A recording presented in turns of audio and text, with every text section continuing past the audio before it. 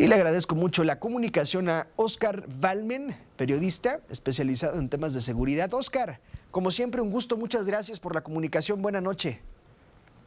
Juan Pablo, ¿cómo estás? Qué gusto saludarte. Buenas noches. Me imagino que te ha llegado este trascendido, el del Mochomito, que de pronto lo tenía yo perdido en el radar, pero entiendo que tiempo atrás formó parte de esta controversia cuando secuestraron a los hijos del Chapo Guzmán en Jalisco, en fin.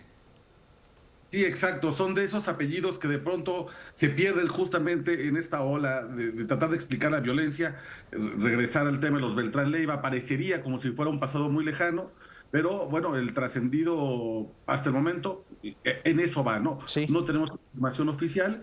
Sin embargo, de confirmarse, pues evidentemente esto podría ser un factor que lamentablemente podría añadir más violencia a todo este contexto ya terrible que sufre Sinaloa en el día 81, 82 Sí. prácticamente, pico de violencia. Rindió hoy su tercer informe de gobierno Rubén Rocha en el Congreso, Óscar, y quisiera destacar la presencia del rector de la Universidad Autónoma de Sinaloa y la presencia de la familia de Héctor Melesio Cuen. La Universidad Autónoma de Sinaloa, en otras ocasiones hemos platicado, pues ha enfrentado lo que acusan ellos, una persecución del gobierno estatal. Acaban de librar de cualquier asunto al rector Jesús Madueña.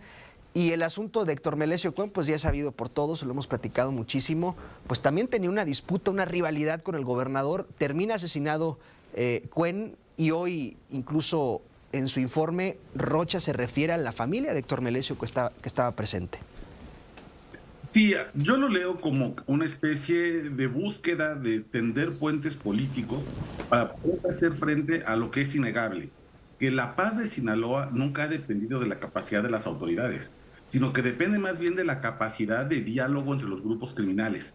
Déjame explicarme. Sí, La última vez que hubo un gran pico de violencia en Sinaloa fue en el 2008, justamente a causa del Mochomo, este integrante del clan de los Beltrán Leiva que fue detenido y que su hermano Arturo acusó que detrás de la detención había una traición por parte del Chapo y del Mayo. sí. Y a partir de ahí los Beltrán Leiva deciden romper con el cártel de Sinaloa, forman sus propios grupos, hacen alianzas con sus enemigos y comienza un pico de violencia muy parecido, en algunas características se parece a lo que estamos viviendo en Sí. este momento. Ese pico de Y que violencia mataron a un hijo del Chapo, al Moreno. exacto, de semanitas después parecía que el mensaje era hermano por hijo. Sí, Semanas después este conflicto se logra enfriar, no por la capacidad de las autoridades, ojo, sino porque las autoridades asumieron el papel de mediadores y entonces lograron una serie de acuerdos para que ese conflicto saliera de Sinaloa y se pudiera situar en otros espacios donde los Beltrán Leiva tenían mucha influencia, como fue el caso de Guerrero, Morelos, el propio Ciudad de México. Es decir, los sí. gobiernos históricamente sirven como una especie de mediadores para que estos conflictos puedan defenderse. En este momento dependemos prácticamente de la voluntad de los grupos criminales para poder pactar una tregua, lo cual se ve muy complicado en este momento por el nivel de saña y de violencia que hemos visto. No pareciera que se van a sentar a la mesa pronto, pero entonces la otra esperanza es que venga un político con la capacidad, con la fuerza, con la credibilidad, para que entonces sí los pueda enfrentar, digamos, sentarlos a la mesa y obligarlos a una negociación. Rubén Rocha Moya, por las características de su gobierno, su incapacidad, además por cómo su credibilidad se ha dinamitado a partir de la falsa Sí. versión de la muerte de Melesio Cuen, no tiene en este momento la capacidad política para hacer ese trabajo de mediación Y, histórica. y el no tener esa capacidad podría llevarnos a concluir que pedir licencia podría ser una opción viable, porque hay muchos que dicen, ¿y qué va a pasar si el gobernador se quita de la cabeza? Pues justo eso, que llegue alguien que esté en condiciones, no de capacidad, porque a lo mejor Rocha tuvo en su momento la capacidad, pero ahorita cuando se le sale las cosas de las manos, pues necesita llegar otra persona que no tenga líos y que pueda mediar que pueda fungir como mediador. Exacto, ese es el tema.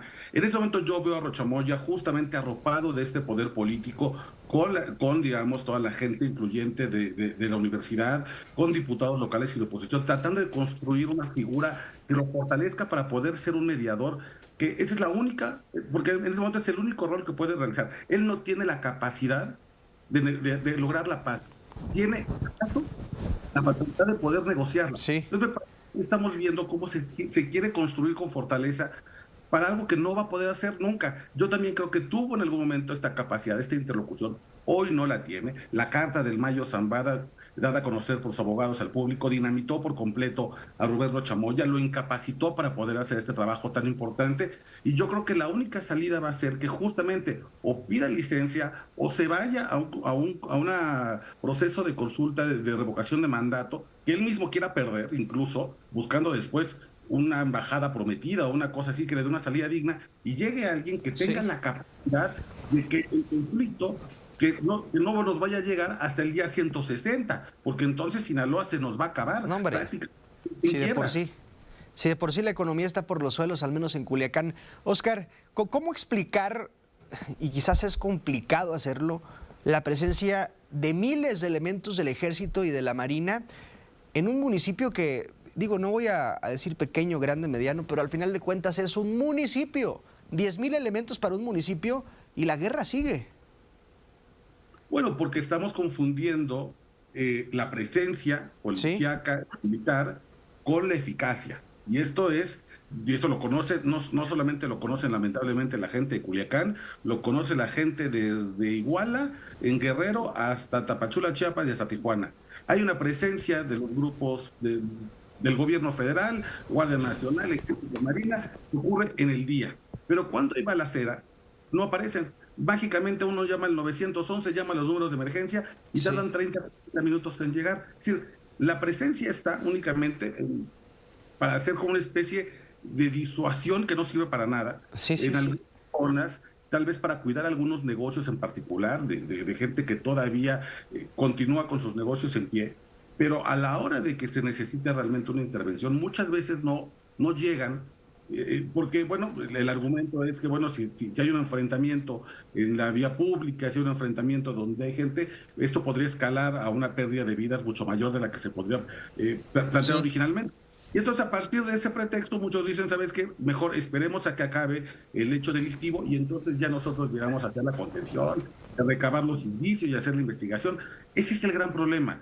Tenemos una confusión gravísima, y la tienen sobre todo las autoridades, de que la fórmula es únicamente aventar 10,000 integrantes más del ejército Sí, a una zona y militarizarla de manera temporal, cuando en realidad lo que generas es una sensación de que esos militares, no importa que manden 10,000, 20,000, 30,000, de todo no va a servir.